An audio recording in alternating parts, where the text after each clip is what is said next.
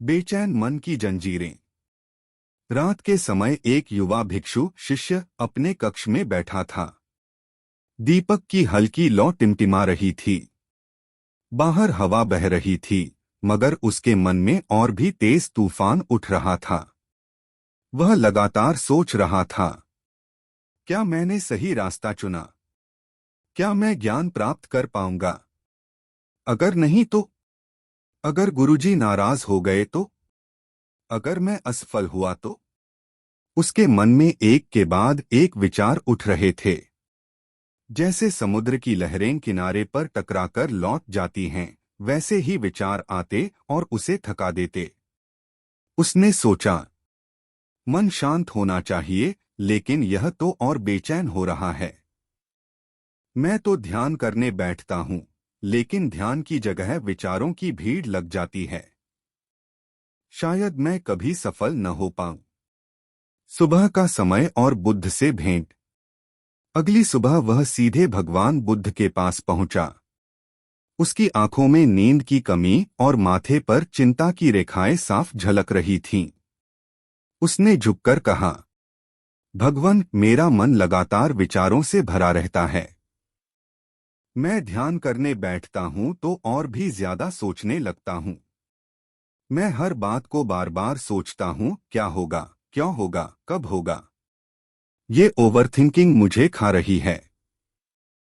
क्या मैं कभी शांति पा सकूंगा? बुद्ध मुस्कुराए। उनकी आंखों में गहरी करुणा और शांति थी। उन्होंने कहा, प्रिय भिक्षु, तुम अकेले नहीं हो। हर इंसान का मन यही करता है। मन की प्रकृति ही है भटकना और विचारों में उलझना। लेकिन इस मन को नियंत्रित किया जा सकता है। बाणों की कहानी, Buddhas parable on overthinking. Buddha ने उदाहरण दिया। मान लो किसी इंसान को एक बाण लगता है। वह घायल हो जाता है, उसे दर्द होता है। अब सोचो, अगर उसी इंसान को दूसरा बाण भी लगे तो उसका दर्द और बढ़ जाएगा। पहला बाण वास्तविक समस्या है, लेकिन दूसरा बाण हम खुद चलाते हैं जब हम उस समस्या पर बार बार सोचते हैं, डरते हैं, चिंता करते हैं। यही ओवरथिंकिंग है। तुम्हें समझना होगा कि जीवन में पहला बाण तो कोई भी झेल सकता है, लेकिन दूसरा बाण खुद मत चलाओ। भिक्षु का मौन। भिक्षु ध्यान से सुन रहा था। उसे लगा जैसे उसके भीतर की गांठ खुल रही है। वह बोला, भगवान, तो क्या मैं हर समस्या पर सोचना ही बंद कर दूं? बुद्ध ने कहा, नहीं, सोच जरूरी है, लेकिन सही दिशा में। समस्या को पहचानो, उसका समाधान सोचो और फिर मन को छोड़ दो। अगर बार बार उसी विचार को दोहराओगे तो तुम कभी वर्तमान का आनंद नहीं ले पाओगे। याद रखो, विचार गाड़ी के पहियों की तरह हैं। अगर गाड़ी को बार बार एक ही जगह घुमाते रहोगे तो वह आगे नहीं बढ़ेगी। शिक्षा की पहली चाबी। बुद्ध ने आगे कहा, ओवरथिंकिंग रोकने की पहली चाबी है वर्तमान पर ध्यान देना।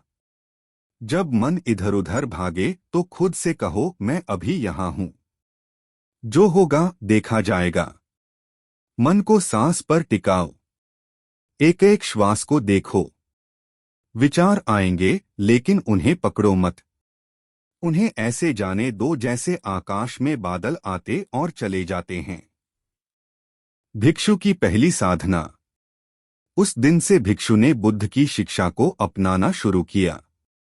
वह रोज ध्यान में बैठता और जब भी विचारों की भीड़ आती तो वह बस मुस्कुराकर कहता, ये सिर्फ बादल हैं, मैं आसमान हूं। धीरे धीरे उसने महसूस किया कि उसका मन पहले से हल्का होने लगा है। उसे पहली बार समझ आया कि सोच और ओवरथिंकिंग में फर्क है। सोच समाधान लाती है, लेकिन ओवरथिंकिंग सिर्फ चिंता। मन की भूल भुलैया। भिक्षु ने बुद्ध की पहली शिक्षा अपनाई थी। अब वह सांस पर ध्यान देना सीख रहा था। लेकिन मन का खेल इतना आसान नहीं था। कुछ दिनों तक सब ठीक चला, लेकिन फिर एक दिन वह परेशान होकर फिर से बुद्ध के पास आया। उसने कहा, भगवान, मैं आपकी बात मानता हूँ। मैं सांस पर ध्यान करता हूँ, विचारों को बादल मानकर जाने देता हूँ। लेकिन मन है कि मानता नहीं। कभी भविष्य की चिंता करता हूँ, कभी अतीत की गलतियों को याद करता हूँ। कभी लगता है कि मैं आगे बढ़ रहा हूँ, कभी लगता है मैं फंस गया हूँ। ये मन एक भूल भुलिया जैसा क्यों है? बुद्ध का उत्तर, मन की स्वाभाविक प्रवृत्ति। बुद्ध शांत स्वर में बोले, प्रिय भिक्षु, मन का स्वभाव ही है भटकना। तुम देखो, हवा का काम है बहना, पानी का काम है बहना, आग का काम है जलना। इसी तरह मन का काम है विचार पैदा करना। अगर तुम ये चाहो कि मन कभी विचार न करे तो यह संभव नहीं। लेकिन अगर तुम यह सीख लो कि विचारों में खोना नहीं है तो तुम मुक्त हो जाओगे। उदाहरण, बंदर और दर्पण। बुद्ध ने एक उदाहरण दिया। एक बार जंगल में एक बंदर ने दर्पण देखा। उसने उसमें अपनी ही छवि देखी और समझा कि कोई दूसरा बंदर है।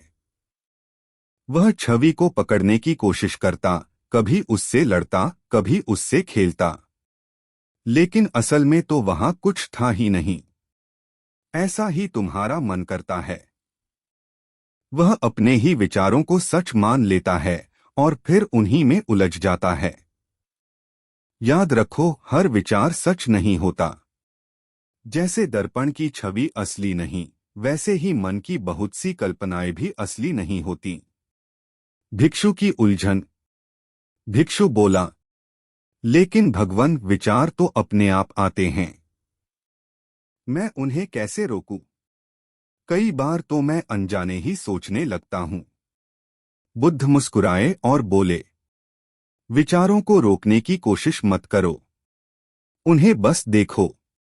जब तुम किसी विचार को आते हुए देखते हो और उसे पकड़ते नहीं, तो वह धीरे धीरे खुद ही चला जाता है।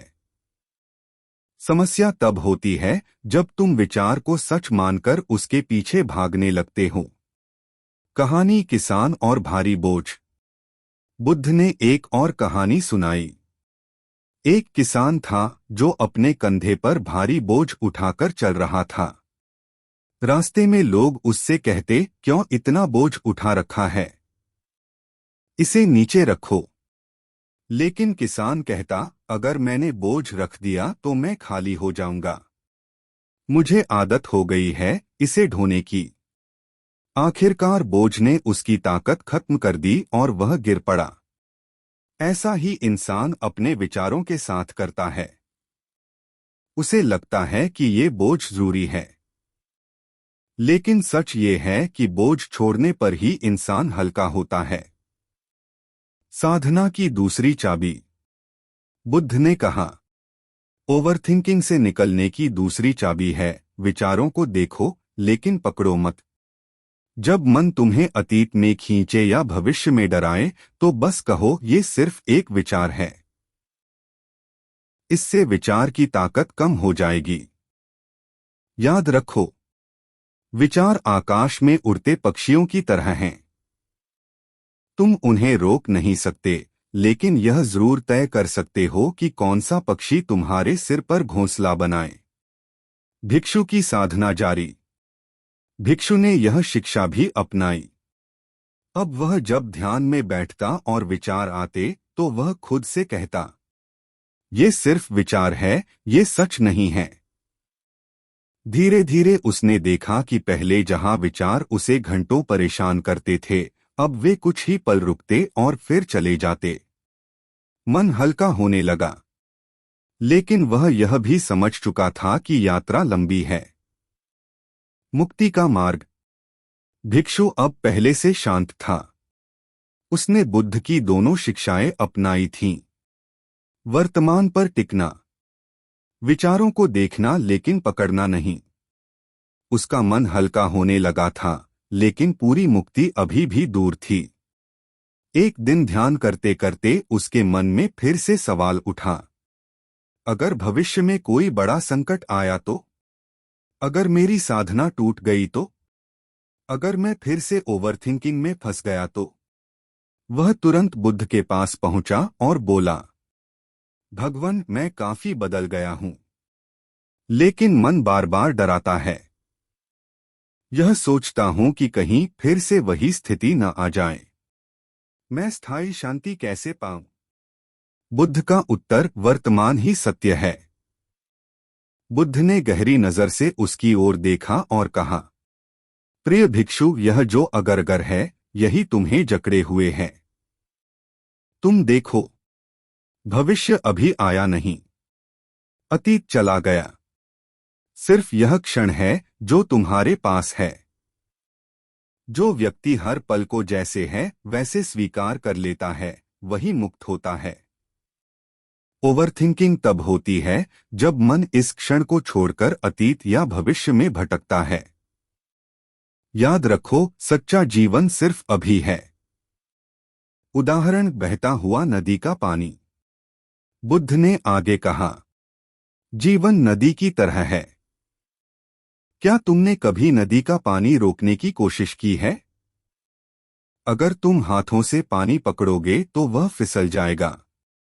विचार भी ऐसे ही हैं। अगर तुम उन्हें पकड़ोगे तो बेचैनी होगी। अगर उन्हें बहने दोगे तो शांति होगी। मुक्ति का मार्ग यही है। विचारों को आने दो, जाने दो, लेकिन बहने दो। मन को प्रवाह बनने दो, कैद मत करो। भिक्षु का परिवर्तन। भिक्षु ने बुद्ध की बात सुनी और गहरी सांस ली। उसने पहली बार महसूस किया कि उसका डर भी सिर्फ एक विचार है। उसने सोचा, अगर भविष्य आएगा तो मैं उसका सामना करूंगा। अगर अतीत था तो वह जा चुका है। मेरे पास सिर्फ यह क्षण है। उस दिन से उसने हर छोटी बड़ी बात में वर्तमान को पकड़ना शुरू किया। खाना खाते समय वह सिर्फ स्वाद पर ध्यान देता। चलते समय सिर्फ कदमों की आहट सुनता। ध्यान करते समय सिर्फ सांस पर ध्यान देता। धीरे धीरे उसके भीतर गहरी शांति उतरने लगी। बुद्ध की अंतिम शिक्षा 3 कदम। कुछ दिनों बाद बुद्ध ने उसे 3 अंतिम कदम बताए। सचेतनता, माइंडफुलनेस। हर पल जो कर रहे हो उसे पूरी जागरूकता से करो। खाना खा रहे हो तो सिर्फ खाना खाओ, सोचो मत। चल रहे हो तो सिर्फ चलो, मन कहीं और मत भटकाओ। स्वीकार, एक्सेप्टेंस। जो हुआ उसे स्वीकार करो, जो होगा उसे भी स्वीकारने की तैयारी रखो। लड़ाई मत करो, स्वीकार करो। क्योंकि जितना लड़ोगे उतनी ही ओवरथिंकिंग बढ़ेगी। छोड़ना, लेट गो। मन की जंजीरें छोड़ना सीखो। अगर कोई विचार बार बार आ रहा है तो कहो, तुम्हें आने की इजाजत है, लेकिन मैं तुम्हें पकड़ूंगा नहीं। मुक्ति का अनुभव। भिक्षु ने इन 3 कदमों को अपनी साधना में उतारा। कुछ महीनों में उसका चेहरा बदल गया। उसकी आंखों में गहरी शांति और मुस्कान थी। अब वह जब ध्यान करता तो विचार आते भी तो वह उनसे डरता नहीं। वह बस कहता, तुम विचार हो, मैं शुद्ध चेतना हूं। उसने समझ लिया कि ओवरथिंकिंग कोई दुश्मन नहीं, बल्कि मन की आदत है। आदत बदल सकती है अगर हम सचेत होकर वर्तमान में जिएं। पूरी कहानी का निष्कर्ष। गौतम बुद्ध ने हमें यह सिखाया कि सोच जरूरी है, लेकिन ओवरथिंकिंग जहर है। समस्या पर समाधान सोचो, लेकिन बार बार मत दोहराओ। विचारों को पकड़ो मत, उन्हें बहने दो।